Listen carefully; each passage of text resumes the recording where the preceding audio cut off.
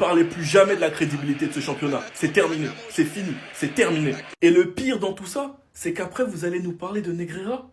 Vous allez nous parler de Negreira alors que vous voyez tout ce qui se passe depuis des années en Liga. Vous le voyez très bien et vous faites les aveugles juste à cause de votre haine envers le Barça. Comment tu n'annules pas ce but avec toutes les technologies possibles pour cette faute sur Koundé? Comment? Les gars, dites-moi, comment? Quand je sais que ma dernière défaite en Liga c'était face à la Sociedad et qu'on a annulé un but de Fermin Lopez sur une faute sur Take Kubo et qu'on n'annule pas ça, je me dis c'est du foutage de gueule. Je vais aller encore plus loin face au Rayo Vallecano, pissoton de Koundé, but annulé. Face au Barça, pissoton sur Koundé, on s'en fout, on accepte, on valide.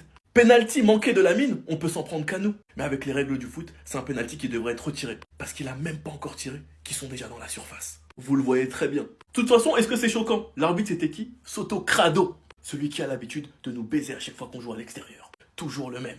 3 victoires. On a 3 victoires avec cet arbitre à l'extérieur. Et c'est pas pour rien. En tout cas, à partir d'aujourd'hui, je ne considère plus ce championnat. Nous sommes provisoirement éliminés de Coupe du Roi avec 4 buts de retard. Et on passe maintenant deuxième avec 2 points de retard. 2 points de retard en Liga. On vient d'enchaîner notre deuxième défaite. Mais bon, les défaites en Liga du Barça ne sont jamais sans scandale. Pourquoi? Parce qu'ils savent pas arbitrer dans le championnat. Tu perds contre la Sociedad sur un arbitrage dégueulasse. Tu perds aujourd'hui contre Girone sur un arbitrage dégueulasse. Et un but honteusement accordé. C'est une honte. Avec toutes les technologies, au final, ça sert à quoi? Sachant que ce type de but, on te les a déjà annulés plus d'une fois. Quand c'est le Barça, c'est le moindre petit détail pour annuler ces buts-là. Que ce soit le hors-jeu, que ce soit des fautes, des pissotons. Mais quand c'est nos cages, on s'en fout. On a le droit de tout faire. Bien évidemment que tout le monde allait péter un câble, mais ça m'étonne pas venant de Soto Crado. On commence avec un penalty manqué de Lamine. On réussit à ouvrir le score en deuxième mi-temps en ayant beaucoup subi. Girone était meilleur que nous. Malgré l'ouverture du score, ils perdent pas espoir. Pourquoi? Parce qu'on joue trop haut comme d'hab. Égalisation de Lemar. Et ils sont venus nous enterrer. Ensuite sur un but qui n'aurait jamais dû être accordé. Sans Garcia, on prend je ne sais combien de buts dans ce match. Il y a un réel problème en défense. Heureusement qu'il est là. Pour moi, il est l'un des meilleurs gardiens du monde. Et c'est un braquage qu'on a fait à Espanyol. Encore une fois, on donne des carrières. C'est ça l'histoire du Barça depuis 2 ans. Sinon, vous les gars, vous en pensez quoi? Ramenez-vous sur ta personne sans nuit. Il y a une phrase qui sort souvent, même si vous ne voulez pas être objectif, le constat est clair. Il y en a beaucoup qui ont dit, ce n'est pas normal que le pire Real soit qu'à 1 point de retard sur le meilleur Barça. Et bien maintenant que nous sommes à 2 points de retard, j'espère que vous avez la réponse à votre question. Parce que le Barça n'a pas le droit de faire un mauvais match, car il n'aura pas de cadeau. Voire encore pire, il se fera niquer. Le même arbitre qui annule ce but la saison dernière contre le Rayo Vallecano, t'annule pas celui-ci aujourd'hui. Un des arbitres qui, bien évidemment, on a l'un des pires pourcentages à l'extérieur. Comme c'est bizarre. Que Archivovar nous explique que le Barça est l'équipe la plus touchée par les erreurs de la barre cette saison. 10 erreurs. Est-ce que ça me choque? Non. Parce que qu'on gagne ou qu'on perde, si vous suivez mes débriefs, à chaque fois je vous reviens pour vous expliquer les erreurs. Qu'on gagne ou qu'on perde, j'espère que vous avez bien entendu. Parce que le résultat c'est quoi? C'est qu'en 2026, t'as perdu 2 fois en Ligue 1. Et sur les 2 fois, tu perds sur des scandales. Gilles Manzano qui a été suspendu 2 semaines après ce match-là. Maintenant, Soto Crado, j'ai hâte de voir ce qu'il va recevoir. Parce que ça me surprendrait même pas. Et pour ceux qui pensent que c'est une excuse, Flick l'a dit lui-même. Parfois, les arbitres sont au même niveau que nous. C'est-à-dire nuls. Enfin bref, sinon vous les gars, vous en pensez quoi? Ramenez-vous sur ta patience ennui. Il se passe quelque chose. Il se passe quelque chose, il est perturbé, il a quelque chose, ça s'est vu aujourd'hui. À cause de la colère suite aux 31 médias qui ont diffusé du mensonge à son sujet, en le mêlant à une affaire où il a rien à voir, son nom a été littéralement sali et il a pété une crise. L'acharnement après le match contre l'Atlético où quelques jours il nous poste cette story où il a écrit qu'il aimerait être ce qu'on attend de lui. Et aujourd'hui on l'a clairement vu, il n'était pas dans son match.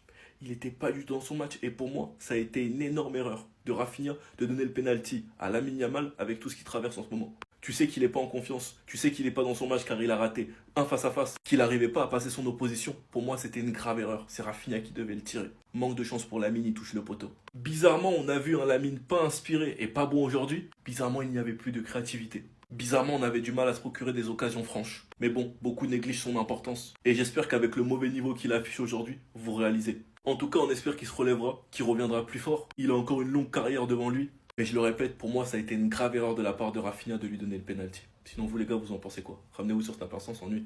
Flic, ça sert à rien de baisser la tête et bouder. On sait très bien que t'es intelligent, mais t'es trop têtu. T'es beaucoup trop têtu. Tu n'as pas eu un mercato, c'est vrai. Tu ne peux pas construire l'équipe idéale à cause du fair play financier, c'est vrai. Mais tu dois faire avec et t'adapter. Cette ligne haute est un véritable poison et un piège qui se retourne contre nous. Après des erreurs, on est censé tirer des leçons. Pourquoi on n'en tire pas? Pourquoi on n'en tire pas? Face à Benfica, face à Dortmund, face à l'Inter, face à Séville, face à Chelsea, face au PSG, le but qu'on prend à la dernière minute, face à l'Atlético. Et maintenant, aujourd'hui, face à Girone. On prend quasi tout le temps le même type de but. C'est pas possible qu'une équipe s'aligne à chaque action. Eric Garcia qui sort sur blessure les larmes aux yeux parce qu'il doit courir tout le terrain à chaque possession. Ce n'est juste pas vivable et humain. Koundé c'est la même chose, 90 minutes où il fait des allers-retours sur tout le terrain. Tout le terrain. J'en arrive à un point où je vais arrêter de blâmer ma défense et finir par croire que les réels problèmes qu'on a en défense, c'est pas le niveau des joueurs, mais bien cette ligne haute et cet alignement systématique qui est déjà devenu prévisible et qui en plus de ça n'est pas parfait. Sinon vous les gars, vous en pensez quoi? Ramenez-vous sur Snap, on s'ennuie. Lamine Yamal aurait câblé, totalement pété un câble suite à l'attaque de trop venant des médias espagnols. Attendez, bougez pas, je vous explique. Au cas où vous le savez pas, les médias ont relayé des fake news sur Lamine Yamal en l'impliquant dans l'affaire du frère d'Ansu Fati alors qu'il a absolument rien à voir. Ses avocats ont demandé une rectification immédiate de l'article. Dites-vous qu'il y a 31 médias qui ont relayé cette fake news et qu'il y a même une chaîne télé qui, en parlant de l'affaire avec le frère d'Ansu Fati, s'est amusé à mettre des vidéos de lui à l'arrière alors qu'il a rien à voir dedans. Toutefois, cela a gravement nui à son image et sa réputation. Lamine Yamal ne comprend pas ce qui lui arrive. Comment on s'acharne délibérément à salir son image par tous les moyens. Pour la première fois, il a perdu ses moyens. En plus de ça, suite à la défaite contre Atletico, il nous a posté ça. C'est un petit message codé où il y a clairement écrit qu'il aimerait être ce qu'on attend de lui. En tout cas, on espère qu'il reviendra en force et plus fort que jamais. On a hâte de voir ce qu'il va donner aujourd'hui face à Gérone, même si pour moi, Flick devrait un peu le reposer parce que je trouve que Lamine Yamal joue beaucoup trop. Et le pire, c'est que malgré les prestations médiocres des joueurs autour de lui, c'est lui qui prend pour tout le monde. Enfin bref, sinon vous les gars, vous en pensez quoi? Ramenez-vous sur Snap, on s'ennuie. Casado pourrait être vendu cet été. De toute façon, c'est pas la première fois qu'on entend ça et c'est pas étonnant au vu de la concurrence. Attendez, bougez pas, je vous explique. Marc Casado devrait quitter le FC Barcelone cet été. Le milieu espagnol manque de temps de jeu avec les Blaugrana et fait face à une forte concurrence à son poste. Déjà, on voit clairement les gars que Casado il est moins bon que la saison dernière. Est-ce qu'on peut lui en vouloir parce qu'il joue presque plus? Flick joue avec Casado en attendant le retour de Frenkie de Jong, mais depuis que Frenkie de Jong est de retour, Frenkie a regagné sa place la saison dernière en deuxième partie de saison. Sans même parler de Bernal qui arrive petit à petit alors qu'il revient des croisés. Pedri, j'ai pas besoin de vous en parler. Et il y a Gavi. Gavi, on sait tous très bien que quand il sera de retour, il aura un rôle important. Au milieu de terrain, c'est beaucoup trop bouché avec Fermin, Pedri, Olmo, De Jong, Bernal, Gavi, Casado. Et on peut même rajouter Eric Garcia qui lui est passé devant lui, alors que ce n'est même pas son poste. Reste à voir comment ça se finira, mais Georges Mendes qui est son agent, je pense qu'il est pas bête. Plus le temps passe, plus il perd de la valeur, plus il perd du temps, et moins il joue, moins il aura de chance d'aller dans un club prestigieux. En tout cas, on verra ce qui se passera cet été. Dites-moi dans les commentaires, vous faites quoi? Vous le gardez ou vous le vendez? Sinon vous les gars, vous en pensez quoi? Ramenez-vous sur Snap, on s'ennuie. Même si c'est pas forcément évident avec les blessés et la profondeur de banc qu'on a, je ne comprends pas pourquoi Flick bricole systématiquement. Les gars, je vous promets que je ne comprends pas. Même s'il y a des matchs où ça passe, je ne comprends pas pourquoi Frenkie de Jong n'est pas remis dans les mêmes conditions quand il excellait après la blessure de Pedri. Car simplement il occupait son rôle. Non, on préfère jouer un 10 en 8 et on se prive donc de la qualité de Frenkie alors qu'il est bien le seul au milieu de terrain qui peut un peu combler l'absence de Pedri.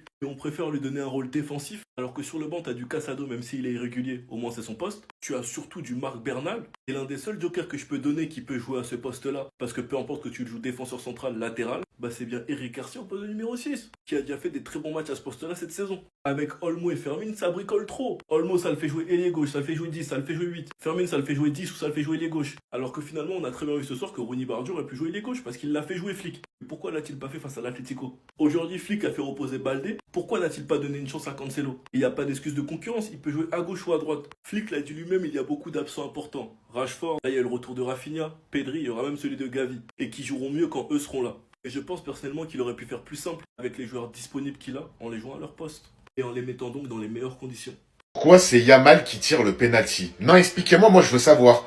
Pourquoi c'est Yamal qui tire le penalty? Normalement c'est Rafinha. Je suis désolé, normalement c'est Rafinha qui doit le tirer. Bon, vous allez tous me dire, ouais, il l'aurait mis, t'aurais dit quoi? J'aurais dit bravo, mais c'est pas une raison. Résultat, il a raté. Juste avant, il rate ça devant la cage, il a voulu faire une pichenette, malheureusement il l'a raté. Bon, l'autre aussi, il aurait pu la mettre, hein. Je dis pas le contraire. Yamal, ça reste un excellent joueur, je suis pas là pour le rabaisser, c'est mon joueur préféré. Mais je suis désolé, au FC Barcelone, ce n'est pas Lamine Yamal qui doit tirer les pénaltys. Là, aujourd'hui, on perd le match. Voilà, à cause des erreurs comme ça. Rafinha, il l'aurait tiré, je suis sûr à 100% qu'il l'aurait mis. Et là, je vous dis la vérité, j'ai trop la haine. J'ai trop la haine ce soir. On perd contre un 15e du championnat. On a fait une prestation, mais piteuse. Mais balourd, frérot, 0 sur 10. Croyez pas que je vais mettre que la faute sur Yamal, hein. Pas du tout, pas du tout. Il y en a, je parle même pas d'eux tellement. Tellement je pourrais dire des dingueries, il y en a, je parle même pas d'eux. Mais Yamal, je suis obligé d'être plus dur avec lui qu'avec les autres. Parce que quand on parle de ballon d'or, on parle de meilleur joueur du monde, Les actions comme ça, faut les mettre, s'il te plaît, frérot. Tu peux pas rater ça, c'est là où il doit progresser. Alors oui, statistiquement, il est bon, il a des buts, il a des passes D, mais c'est dans les moments comme ça que j'ai envie de te voir sortir du lot. Mais moi, je vous le dis, arrêtez de me parler de Ligue des Champions, de Liga, de ce que vous voulez, parce que même un 15e de championnat, on n'arrive pas à le battre, frérot. Même un 15e. En fait, au bout d'un moment, avec cette équipe, je commence à péter un plomb. Les joueurs, faut leur dire leurs 4 vérités en face. Là, ça fait quelques matchs, vous êtes nuls. Vous êtes nuls. Vous proposez plus rien, on compte que sur les individualités. Quand il n'y a pas Pedri, on dirait on est Mallorca, mon frère, au milieu. On a 45 000 occasions, on en met une sur 40 000. Devant, il se passe plus rien, on rate énormément de choses, on rate des ballons. Techniquement, ça devient très très juste pour certains joueurs. Rafinha, je vais même pas le critiquer, il revient de blessure. Première mi-temps, il met un poteau, il met quelques frappes.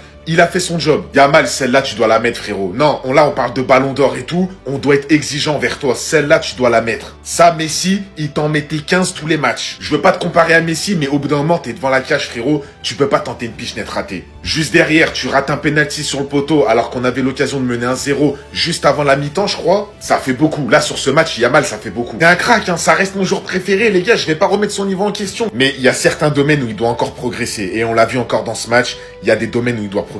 Des fois, il doit jouer plus simple. Avec les extérieurs, il y a beaucoup d'extérieurs ratés. Il doit jouer plus simple. Mais franchement, ce soir, on n'a rien vu. On n'a rien vu encore une fois. En fait, du FC Barcelone, le Barça n'était pas bon. Mais c'est aussi à cause de lui, les gars. J'ai regardé ce match et clairement, l'arbitrage de Sotogrado était vraiment dégueulasse, les gars. Tellement dégueulasse. Déjà, je vois tout le monde dire que oui, on devrait annuler ce deuxième but de Gérone. Là, il marche sur le pied. Mais apparemment, pour le VAR, c'est plus une collision de pied que voilà une marche sur la cheville. Et après, mis à part ça, il y a eu plusieurs déchets de la part de l'arbitre. Il y a eu des tirages de maillot où il n'a même pas arrêté le jeu, où il a laissé les Barcelonais se faire bouger. Même sur cette action, Yamal, heureusement qu'il ne se blesse pas, c'est à cause de l'arbitre. Il aurait dû arrêter le match, il a rajouté plusieurs secondes. Voilà, Yamal a failli se faire bousiller là. Il a failli se faire éteindre. Mais après, c'est un match où il y a vraiment beaucoup à dire. Mais plusieurs vont s'arrêter sur l'arbitre. Parce que c'est vrai, il n'a pas été au niveau, Monsieur Sotogrado. Mais j'aimerais parler quand même de Juan Garcia, qui a fait un excellent match. Parce que sans lui, il y allait avoir plusieurs autres buts. Il a été excellent. D'ailleurs, malgré la défaite, c'est lui l'homme du match.